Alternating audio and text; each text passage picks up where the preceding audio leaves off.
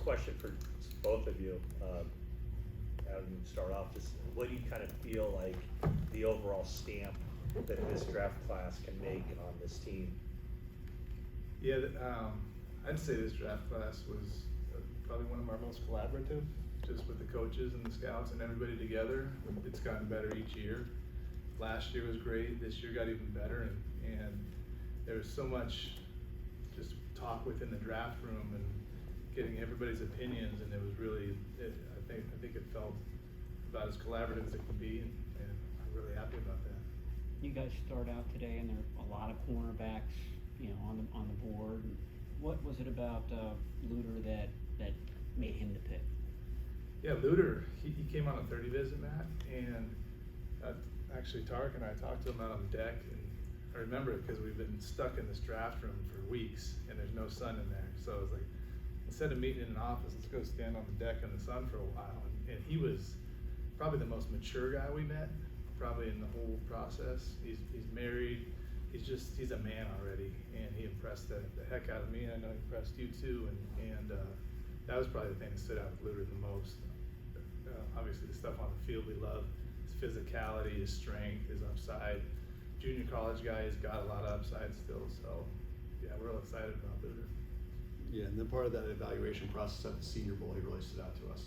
We thought he separated himself from a lot of different prospects there, and it made a big impact. What kind of things made him stand out? Strong. He's very strong. He's very sticky at the Senior Bowl. He fit in very well down there against some of the top competition.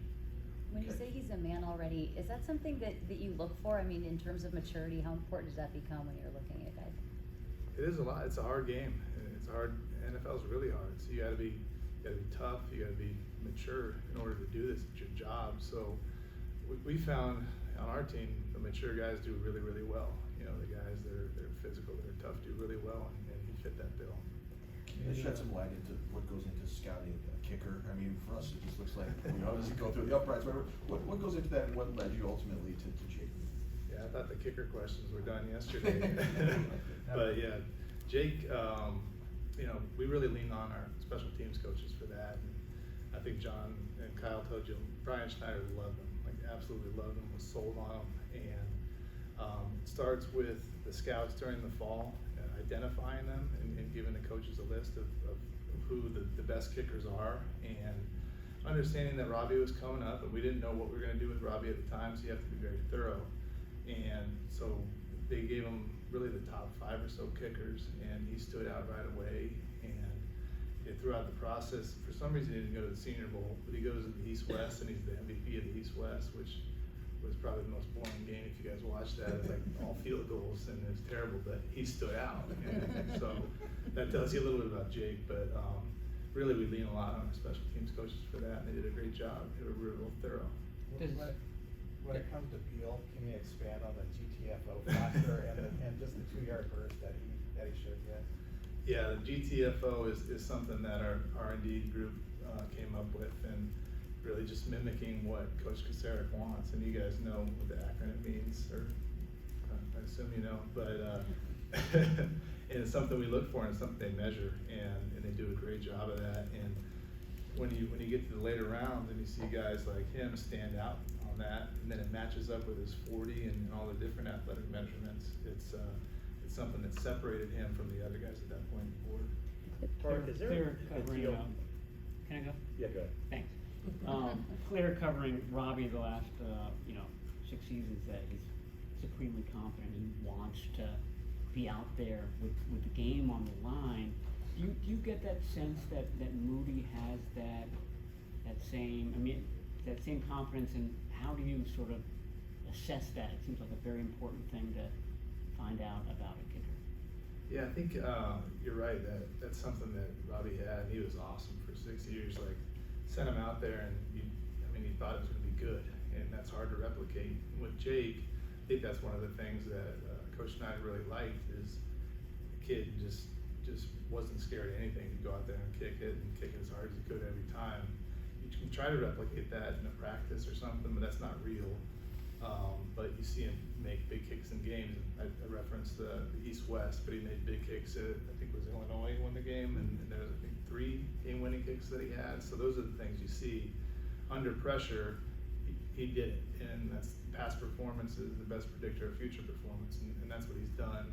We tried to replicate it in a workout, and he did the same thing. And I don't know if they told you the specific incident, but when we worked him out privately, he did like a last second rush out on the field goal. Thing was all messed up, laces were the wrong way, he didn't care, kicked it right through the uprights 50 yards. So those are the things you can do, but you don't really know until they're in that moment. And then part of the evaluation process with the people that we talked to that are inside that building, that was one of the things they emphasized. How this guy has ice in his veins, this guy's as consistent as any position player that they had there. So it's something we felt really good about. Tariq, what does it do for the scouting process when you have a roster that, you know, looks like there's virtually a starter in every spot, you know, the depth looks pretty good.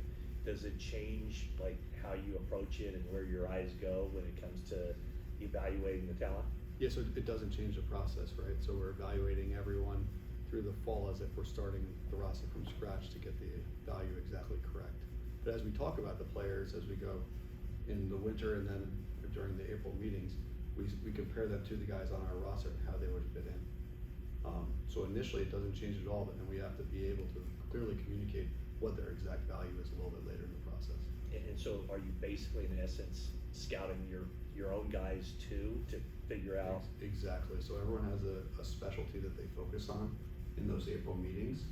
And that's one of the things that we ask them to do, evaluate our own roster and stack those guys amongst the guys on our roster. For both of you, Following up it's, on that, sorry. Go ahead. When you're kind of stacking those guys, and if you're, say you got two guys that are pretty close, one guy maybe having more traits, more upside, but may not get it for a year versus a guy who kind of a little more polished, you know what he's getting. Do you have to think about like, you know, it might be worth going for the guy who might take a year because then we'll have a spot for him? Like, does that factor into it at all? Yeah, I would say our job is to communicate exactly what you just said. Communicate those differences, also understand who that person is, who can reach their potential, and clearly communicate that to the assistant GM, to the GM, to the coaching staff, and just help make a good decision. Thanks for including me. It's really communicating that to John and Kyle and making sure they know the total package and what this player can be now and in the future. Give them all the information to make the best decision. It's, Couple more? it seemed like two themes that were through a lot of your draft picks were speed and then also guys that were team captains. How important are both of those features? I mean, I know that doesn't mean that they're going to be successful on the field, but those were kind of reoccurring things that we saw. Yeah, okay. I got it, sure. Those are two things that are very important to us. The 49er, what it takes to be a successful 49er football player is something that we emphasize. We emphasize in the preseason, we emphasize it during winter meetings, we emphasize it prior to our April meetings. And those are two things that are extremely important to us. So it is communicated. It's something that they try to gather as much information on as possible. But like a captain, well, what is a captain? A captain is a leader that can connect, can motivate.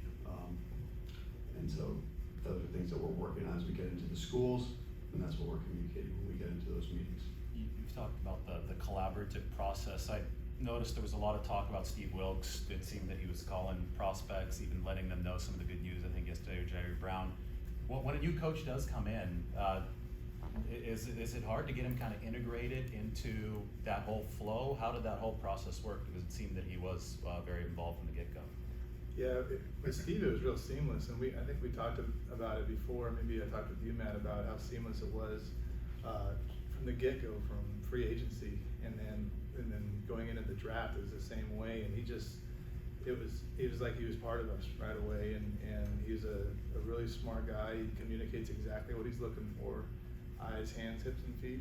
I've heard that about 30 times, but it's the real thing. But he is he's been about as integral as he could be in such a short time, and he's not afraid to speak his mind, but he's also real respectful of everybody else's opinions, and it's been really good so far. Yeah. With Last one? Yeah, it was very good off the length and the speed.